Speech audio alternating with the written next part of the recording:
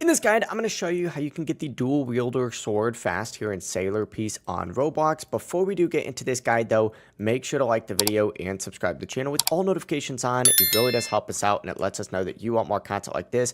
We'd greatly appreciate it. And if at any point throughout this guide you had any questions, just ask them down in the comment section below and we can help you out further. I'm going to be doing my best to reply to every single comment down there. Now you need to actually go ahead and play the brand new raid game mode on this. This is going to be in the C2, so make sure that you obviously have C2 unlocked and teleport over to the blue planet using any of the teleporters in C2. But make your way over to this NPC right here.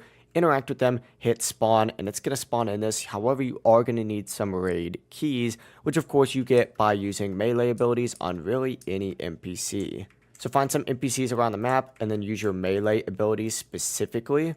And when you continuously use your melee abilities, you'll go ahead and get some of these raid keys. As you get more of these raid keys, you could start the raids, and then from inside of the raid itself, the base drop is only 0.7%, so you're going to have to clear a lot of raids before you can even go ahead and do anything.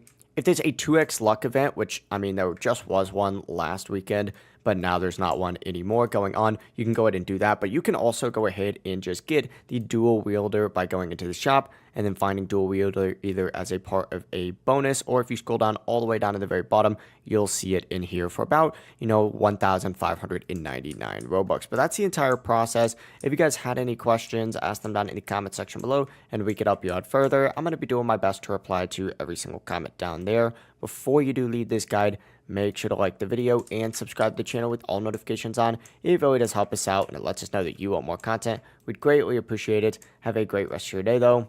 Peace.